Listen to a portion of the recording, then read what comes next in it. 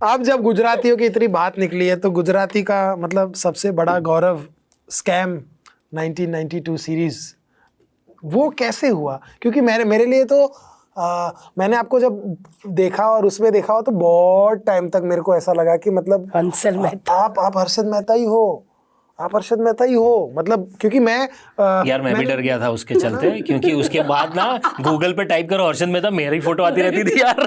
क्योंकि इस जनरेशन ने असली हर्षद मेहता को देखा ही I नहीं, know. So we don't have any relation. जैसे मैं बच्चा होऊंगा वो टाइम पे, तो मेरे को तो वो न्यूज़ भी याद नहीं, क्योंकि वो फाइनेंशियल न्यूज़ थी, वो सिर्फ पापा लोग देखते थे, तो हमको मालूम ही नहीं।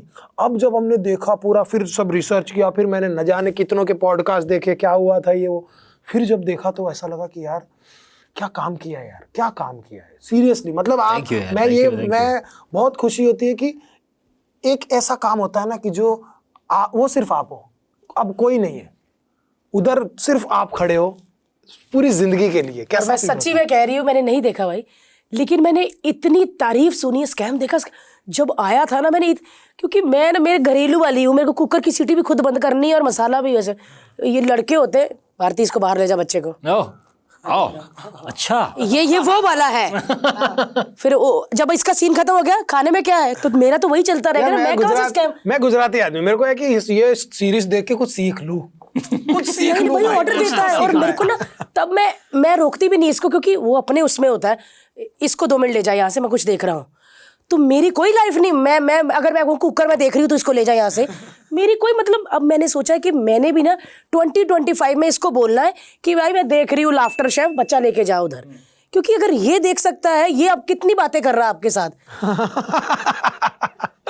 बट वो तो यार एक जिसका शौक, तो उनको नई शौक है, लेकिन मैं देखूंगी। और भाई आप कहते हैं आपने बहुत ऑडिशन दी है, डायरी बनाई, स्कैम कैसे मिला? स्कैम के लिए मतलब देखो यार, पूरी जिंदगी इतने ऑडिशंस दिए, स्कैम का भी ऑडिशन दिया था मैंने, फिर स्कैम आ गया। उसके बाद जब इंटरव्यूज इकट्ठे करने बैठे, तब मैंने अंशल से पूछा भी, तभी पहली बार पूछा था कि सर कैसे सोचा पर ऐसे मेरे बारे में, कि अब तो हो गया ना। करेक्ट। तो उन्होंने ये देखा था रॉन्ग साइड राजू, तो उसमें देखा उन्होंने। सो रॉन्ग साइड राजू वो फिल्म जो मैंने, मेरी दूसरी गुजराती फिल्म जो मैंने जॉब के साथ की थी 2016 में। यार जॉब के साथ की आपने? मैंने 2008 से 8 तक वो फ्रीलांस कंसल्टेंट था, फिर 2008 में मैंने फुल फ्लेजेड जॉब ले लिया था रिलायंस इंफ्रास्ट्रक्चर में।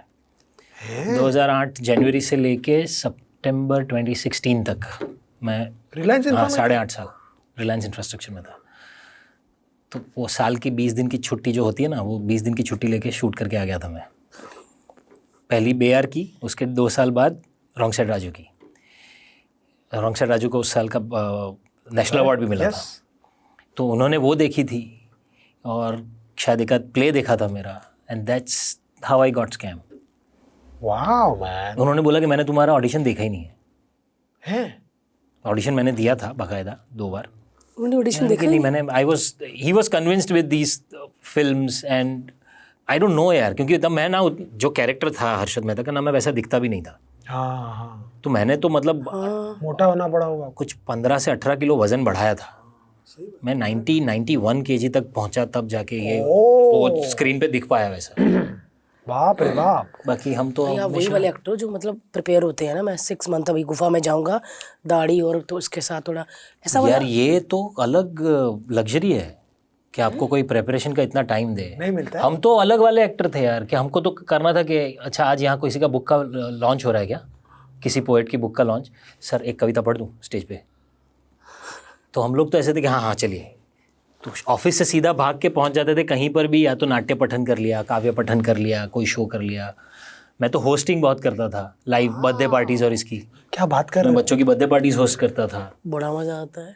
क्या बात है यार, क्या जर्नी है ना यार। यही है, मैं इस एक अपने उस पुराने वाले पॉडकास्ट में मैंने बोला था, स्टीव जॉब्स की एक कोई स्पीच थी, उसमें उसने लिखा था कि जब मेरा ये चीज़ ख़राब हुआ ना, मुझे तब बड़ा दुख हुआ, लेकिन जब 20 साल बाद जब मैं iMac या कुछ बना रहा था, तब मुझे ये रिजेक्शन काम आया and I made it success. Absolutely right. ये जीवन में होता है, नज़रिया। आप देखो, जैसे अब आपने 8 साल एक तो जॉब की, कलाकार आदमी के लिए जॉब करना मतलब उसको परेशान करना, उसको हैरेस करना।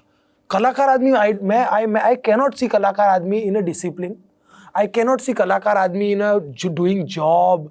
मेरे को लगता है पर कलाकार सच बात आदमी- बताऊं, जी, एकदम उल्टा है। क्या बात कर रहे ये जो डिसिप्लिन है ना एक लाइफ का, it helps you anywhere you go. It's a personal experience है, हैं? इसमें कोई सही गलत नहीं है, मैं तो सिर्फ पर्सनल एक्सपीरियंस से बता रहा हूँ। हमने बचपन से क्या जाना है यार कि एक ही चीज़ करो, be a master of one, correct. But that's a wrong thing. Human brain is a phenomenal organ. Yes, ये एक ऐसा मशीन है, सुपर मशीन है कि आप 25 चीज़ों के भी मास्टर बन सकते हो। You just have to train yourself for it. मैंने जब जॉब ली तब मुझे सबने बोला था कि अब तो तू थिएटर नहीं कर पाएगा यार, कैसे करेगा आप, सही बात अब है। तो तू एक्टिंग का भूल ही जा, you are good as an engineer, just do it. पर फिर ऐसा लोड लेके मत घूम के अरे मैं कलाकार, मैं ये नहीं कर पाऊँ। सबने बोला तो मुझे लगा हाँ यार ऐसा होता होगा, पर अंदर से ऐसा था कि नहीं करना है। तो मैंने थिएटर भी किया इसके साथ। मैंने ये जो 8.5 साल फुल फ्लेजेड जॉब किया ना, उसके पहले तो कंसल्टेंट था, पर जॉब के साथ मैंने 8 या 10 नए प्ले किए।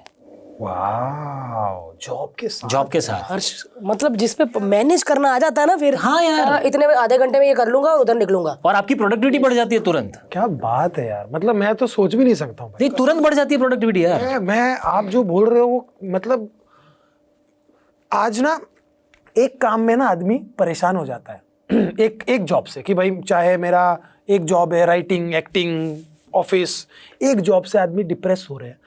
2 जॉब प्लस जो दूसरा जॉब है वो इतना रिजेक्शन और स्ट्रगल से भरा हुआ है कि आपको जब यहाँ पे आओगे तो पहले तो वहाँ की थकावट मिटाओगे कि भाई कैसे किया आपने। नहीं, पर उसमें मज़ेदार क्या था कि एक तो खुद पे ना कभी बेचारापन नहीं हुआ कि मैं बेचारा कितना करूं, नहीं, क्योंकि तुमको करना है ना, किसी ने तो गन पॉइंट पे लिया नहीं था। तो वो जैसे सेल्फ पिटी में से बाहर निकल गए ना, then the world is different. सोचते ही अलग तरह से हो।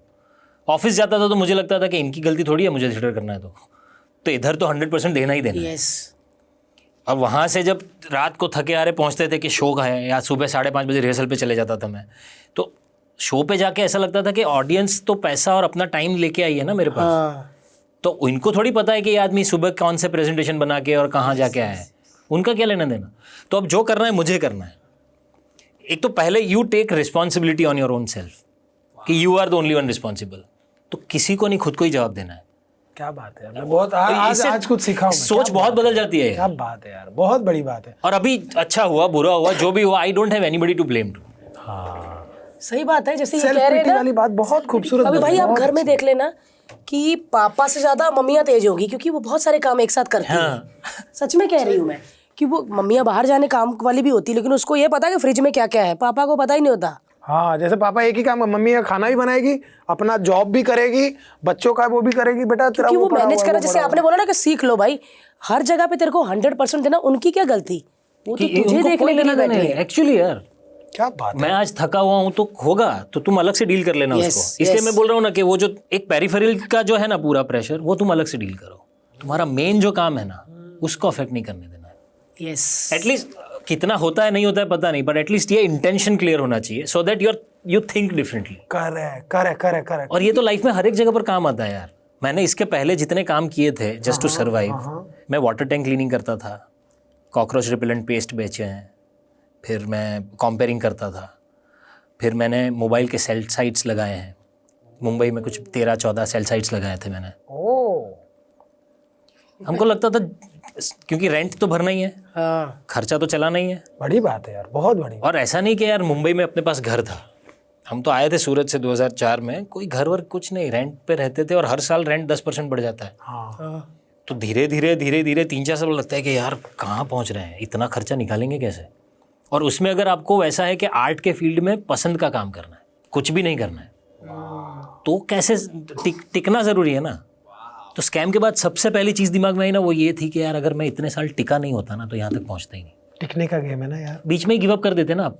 सही बात है यार। और पहले जैसा गुस्सा आता था, कभी कभी इरिटेशन होती थी कि साला अभी भी नहीं मिल रहा है यार, अभी 30s जा रहा है, आई एम अप्रोचिंग 40s, कब मिलेगा। स्कैम मिला तब मुझे लगा कि बहुत अच्छा हुआ कि ये लेट मिला। है ना? शायद मैं 20s या 30s में मिलता ना तो ऐसा परफॉर्म नहीं कर पाता, क्योंकि तब तक वो एक्सपीरियंस मेरी तैयारी इतनी नहीं होती शायद। ये इतने साल जो अलग अलग काम किया, इतना थिएटर किया, जितना भी काम किया, जितने लोगों से मिले, जो भी लाइफ एक्सपीरियंस हुआ, शायद उसकी वजह से ये ऐसा बना कि लोगों के दिल तक पहुंच पाया ऐसा। सो नाउ आई थिंक आज मुझे लगता है बहुत सही है, सब अपने टाइम पे होता है, यू जस्ट बी देयर। क्या बात है। हमारे पॉडकास्ट के क्लिप्स देखने के लिए इस चैनल को सब्सक्राइब करिए।